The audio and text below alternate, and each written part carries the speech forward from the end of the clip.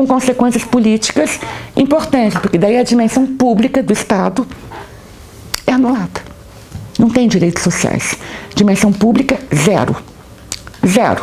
Sai do horizonte da discussão. O máximo que o Estado é, ele é um agenciador, exatamente, do empreendedorismo social ou do empreendedorismo empresarial que vai transformar o território da pobreza em algo palatável para o mercado, evidentemente, né? Então aí tem uma coisa, então a pobreza de fato é outra. Então esse Estado tutelar e tal, isso aí acabou, né? Para o bem e para o mal acabou, né? O que nós temos é business, é mercado, né? O que dá uma série de... Resta saber o que isso tem a ver com a questão da militarização da gestão urbana, entendeu? É esse nexo, na verdade, que a gente vai ter que decifrar melhor, né? Porque tudo virou mercado, realmente virou mercado. Bom. E é interessante porque o pessoal dos coletivos culturais, né, eu discuto isso muito com o Tiaraju, eles ficam na corda bamba, no fio da navalha o tempo todo, né? Porque tem os editais, né? Daí tem o programa Vai da prefeitura, porque, quer dizer, entendeu? Entra no mercado, não entra no mercado, entra na lógica do projeto, não entra na lógica do projeto. Então é todo, e ao mesmo tempo as pessoas também têm que trabalhar, tem que... né? Bom, então, tem uma zona aí ambivalente onde as pessoas transitam, né? Então não é que tem uma separação entre o ativismo, né? E isso está tudo meio misturado no meio da polícia militar, no meio, enfim, né? Então é todo um campo muito, enfim, para ser prospectado, né? Muito... Quer dizer, muito inquietante, mas enfim, é todo um campo de pesquisa que eu acho que para a gente desbravar, que eu espero que vocês façam. Né? Bom, ainda sobre esses textos da década de 90 e sobre a noção de direito que você trabalhava lá, a gente vê que naqueles textos você assinala bastante a necessidade de uma concepção que seja positiva de direito, né? Que vai justamente estar disputando o tempo todo o que é o justo, o que é injusto, que deve ser dinâmica, que deve ser sempre reformulada. E daí nessa perspectiva a gente gostaria de saber um pouco também o que você acha da pauta do direito à cidade, que tem sido muito trazida à tona, e de movimentos que têm talvez reformulado ela, reivindicado ela, como o Movimento Passe Livre, o MTST, pelo menos... eu acho que é a grande bandeira do momento, né? É interessante essa questão do direito. Eu estou tendo que um pouco fazer o caminho de volta agora, né? A pergunta é boa, na verdade, né? Porque quando eu disse, bom, vazou, né? Eu meio que me desvencilhei dessa discussão toda, né? E é interessante, você falou um pouco da trajetória. Teve um momento importante nesse meu percurso, já vou voltar, como é que agora eu volto para a questão do direito, mas o momento em que eu formulei isso melhor para mim mesma, eu estava um pouco, enfim, o livro do Agamben tinha acabado de sair, eu já tinha lido em francês, então eu montei um curso sobre Agamben, né? E aí eu me dei conta que eu tinha que reler o Foucault, né? Que foi aonde eu dei a minha guinada Foucaultiana, né? O que para mim foi extremamente interessante, ler o Foucault tardiamente. Eu não li o Foucault na época em que ele estava na moda, agora ele entrou na moda de novo, mas enfim, eu li meio que desobrigada das polêmicas de época, né? Então foi muito interessante reler o Foucault pelas mãos do Agamben, né? Porque eu fui lá ler, montei um curso sobre Agamben, então fui lá ler o estado de exceção do Agamben, então tem toda a coisa da biopolítica, etc. Então daí eu montei todo um programa de leitura do Foucault, logo depois saíram os cursos do Foucault, bom, e foi aí que eu dei a minha guinada Foucaultiana, né? E continuo nela, né?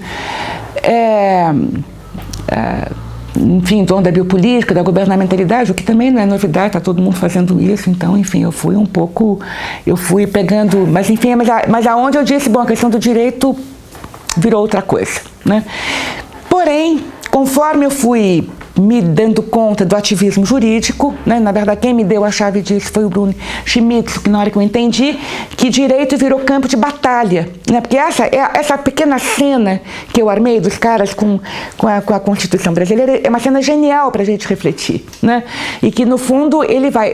Teve uma hora que ele dialogava comigo, dizendo que, na verdade, nós defensores, fomos também fazendo as nossas próprias gambiarras para poder fazer a defesa, né? Falei, bom, mas então é isso, o direito é campo de batalha, né? Então não é tanto direito para conseguir completar a formação do Estado, né? Universalizar a cidadania, que era um pouco a pauta dos anos 80, da universalização, da formação do Estado, né? Mas é uma outra coisa, enfim, o direito, de fato, então eu estou sendo obrigada a fazer o caminho de volta, a repensar essa questão, que estava, de alguma maneira, também no centro da minha discussão, o direito como campo da disputa, né? Disputa na noção de direito, mas então isso eu acho que volta, né? Para mim voltou, primeiro pelo ativismo jurídico, exatamente isso, né? O direito como campo de batalha e muitas vezes como instrumento de batalha, né? Não é que você vai fazer um pouco, não é se criar utopias em torno da demanda dos direitos, que era um pouco o que vinha vamos dizer, da agenda anos 80, né?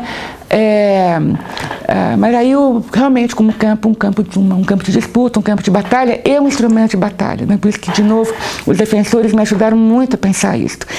E aí quando a questão urbana volta da maneira como voltou, e é impressionante, se a gente faz uma pesquisa estilo Google, joga isso no Google, a quantidade de fóruns, de livros, de textos, discussões sobre o direito à cidade, sobre a influência ou não do Lefebvre, né, é uma coisa impressionante. Então tem dois autores que voltam com força, é o próprio Lefebvre, né, mas também o situacionismo volta com tudo, né. Eu me dei o trabalho, nesse começo de ano eu estava na França, que é sempre um momento em que eu posso ler o que eu chamo as minhas leituras inúteis, né, que são as melhores, né, então eu fui ler tudo sobre o situacionismo, que é interessantíssimo, então volta com tudo, né, e o Lefebvre, mas aí muita coisa volta, alguns sob influência do Lefebvre ou não, né, mas volta até porque o David Harvey pautou isto, né, e o David Harvey, ele pauta essa discussão, né, com a Isabel Cites, né, que é um belo livro, aliás, né, e aí eu acho que essa questão de fato tem que ser discutida, né, e o que eu estou tentando formular, então de novo a questão do direito à volta como campo da batalha, mas o que eu tenho discutido um pouco com os meus colegas, estou tentando entender isso melhor, enfim, é um pouco hipótese, a partir de junho, evidentemente, de junho e de todos os conflitos urbanos, enfim, da rebelcites, né? Porque é evidente que isso está dialogando com todas as rebeliões urbanas do mundo contemporâneo, que tem lógicas parecidas ou elas dialogam entre si, né? Nos anos 80, quando a questão do direito foi colocada, era um direito que estava pensando, isso também não era só no Brasil, né? Interessante isso, as sincronias, né? Mas era toda uma questão relativa a um Estado muito autoritário, né? Essa é uma questão que foi pautada no Brasil, nos países da América Latina, é claro, todos os países saindo dos períodos da ditadura, mas foi pautada também pelos países do leste europeu, né, que estavam eram os movimentos que depois desaguaram na queda do Muro de Berlim, né? Então tinha muita coisa que estava vindo dos movimentos dos países do leste. E mesmo os países centrais, ditos centrais, era uma série de movimentos, que é daí a própria discussão que o Claude Lefort fazia, né? Mas é muito interessante isso, toda essa questão dos movimentos se debatendo com e contra um Estado extremamente burocratizado. Era um Estado de previdência extremamente burocratizado. O Habermas, que não é meu autor de preferência, mas ele tem formulações muito felizes, né, quando ele dizia, enfim, na colonização dos mundos da vida pela lógica burocrática do Estado.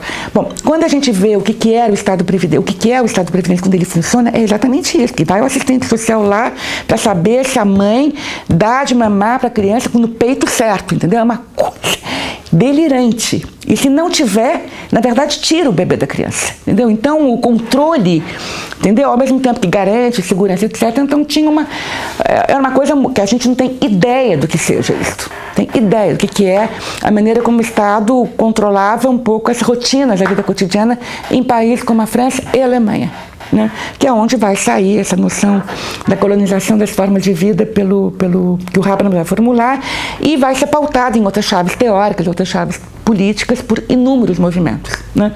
Então essa essa questão dos movimentos que se batem com e contra o Estado, em nome de direitos, do direito a ter direitos, que era uma coisa que circulou muito na época, tinha a ver com o Estado. Né? Quer dizer, no fundo é uma conquista perante um Estado que fecha os espaços de participação, seja porque tem o legado autoritário das ditaduras, a questão do leste europeu, do socialismo burocrático, seja mesmo de um Estado extremamente burocratizado e disciplinador. Né? A gente tem que lembrar que a França é a pátria do Durkheim e do Foucault. Lá a gente entende o que é a disciplina, entendeu? Sabe, aquela coisa hiper-ordenada é uma coisa para nós, entendeu? É exasperante o mundo ordenado, né? Então estava se batendo contra isso. Né? Então tinha a ver com o Estado. Né? Nos anos 2000 é o mercado.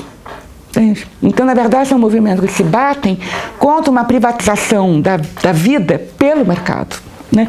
Então é uma outra gramática, é um outro jogo político. Né? E que isso muda. Então é curioso porque esses movimentos todos, eles não reivindicam, é hipótese isso, hein? Quer dizer, hipótese está meio evidente, mas teria que trabalhar. Eu estou aqui um pouco especulando.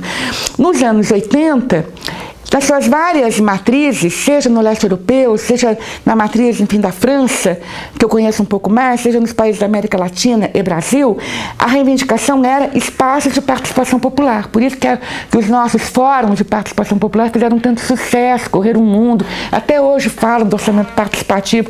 Eu tenho que explicar para os meus amigos franceses, olha, isso não existe mais, isso micou, entendeu? Mas eles continuam achando que lá é o modelo de participação popular. Né? Mas foi uma bandeira super importante, né? Que unificou movimentos, ativismo, que é a conquista dos espaços de participação popular no Estado, né? Na interface Estado. Né? Hoje em dia ninguém está reivindicando isso, ocupa-se a praça, ocupa-se os prédios, ocupa-se as ruas, né? Ocupa-se os pontos a cidade, quer dizer, dos lugares de circulação da cidade. Né? Quer dizer, ocupa-se e faz a cidade parar.